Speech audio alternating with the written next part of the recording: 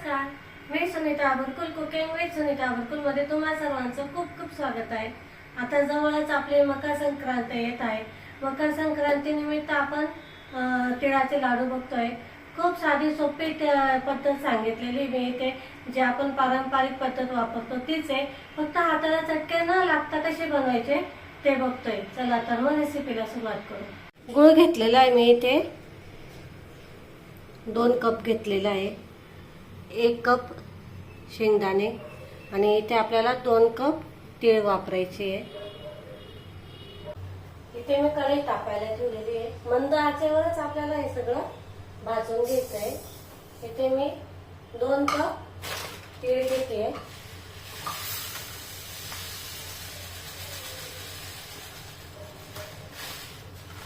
हे 2 कप तीळ आहे। हे तीळ आहे ना थोडी अशी काळपट दिसते, गावरान तीळ आहे म्हणून ही काळपट दिसते। आता ही आपल्याला मंद आचेवर भाजून घ्यायची।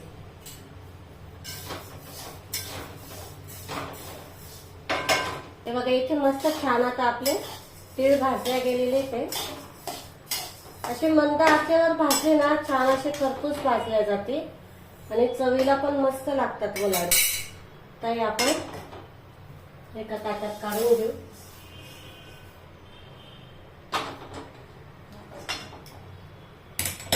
शेंगदाणे आहेत ना ते पण भाजून घेऊ, ते पण असे छान मंद आचेवर भाजून घ्यायचे। त्याचे आपले शेंगदाणे पण भाजून झाले बघा, असे मस्त खरपूस भाजले जातात। गॅस बंद करते मी आणि हे ना आता आपल्याला थंड करून घ्यायचंय आणि याची साल काढून घ्यायची। तुम्हाला साल काढायचे नसेल नाही काढले तरी चालतील, पण लाडू मध्ये छान दिसतात म्हणून मी ते साल काढून घेते। असे 2 भाग झाले पाहिजे बघा असे। हे बघा मी आता ह्याच्यात काढून घेतलेले आहे। आता हे जे कर्कल आहेत ना हे सगळे चाळून घेऊन घ्यायचे, हे चाळून घ्यायचे, आपोआप हे होतात मग शेंगदाण्यावरती राहतात। हे बघा असे झाड खाली राहून जाते। आता आपल्याला हे जे शेंगदाणे आहेत ना हे आपल्याला मिक्सरच्या भांड्यामध्ये जाड मोठे असे दळून घ्यायचे। फक्त असं पल्स मोडवर करत चालायचं। इथे मी 1 चमचा तूप घेतलेला आहे।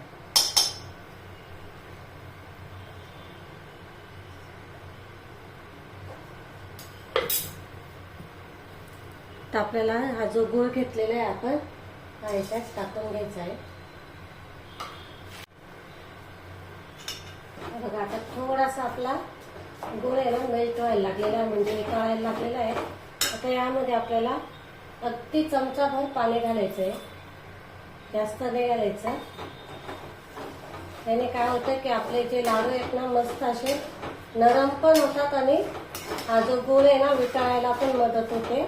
खाली लटकत नाही, चिटकत नाही, मस्त छान असा आपला हा पाक तयार होतो। मग आपल्याला पाक नाही करायचा आहे, पाक न करता आपल्याला लाडू बनवायचे।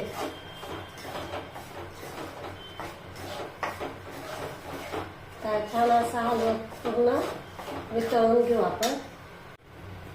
तीळ टाकून दिले आपण, आता हे शेंगदाणे आहेत ना हे पण टाकून द्यायचे। आता हे पटकन मिक्स करायचे। तर गॅस बंद करते मी, सगळं आता मिक्स करायचं।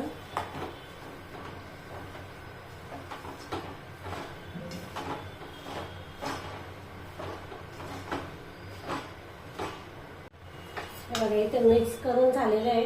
आता इथे मी इलायची पावडर टाकते आणि जायफळ, जायफळाने ना खूप छान टेस्ट येते। गुळ आहे ना त्याच्यामुळे जायफळ खूप छान चव देतं। पुन्हा मिक्स करून घेऊ आपण हे।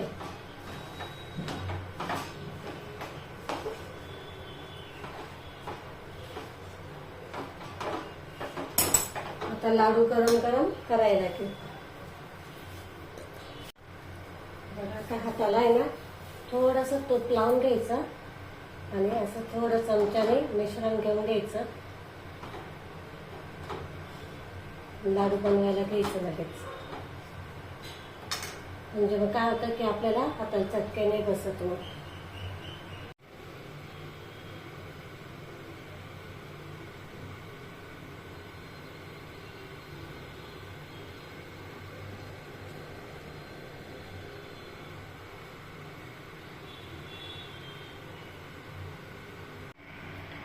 इथे आपण तिळाचे लाडू केले. तिळाचे लाडू करताना त्याचं मेन काय असतं की पाक असतो. तो जर तो पाक जर बिघडला तर मग पूर्ण लाडू आपले खराब होतात. म्हणजे ते लाडू वाळल्या नाही जाते, फुसफुशीत होतात. ते होऊ नये म्हणून इथे मी काही पद्धत सांगितली, ट्रिक सांगितली, ते नक्की तुम्ही फॉलो करा. म्हणजे मग तुमचे पण लाडू एकदम मस्त झटपट आणि पटकन तयार होतील. आणि आपण इथे हाताला चटके न लागता कसे बनवायचे तेही बघितलंय. इथे आपले तिळाचे लाडू एकदम मस्त खुसखुशीत मस्त झालेले. ते जर तुम्हाला जर आवडले असेल तर लाईक करा, शेअर करा आणि सबस्क्राईब केलं नसेल तर सबस्क्राईब करा. अशाच नवनवीन रेसिपींसोबत आपण पुन्हा भेटू.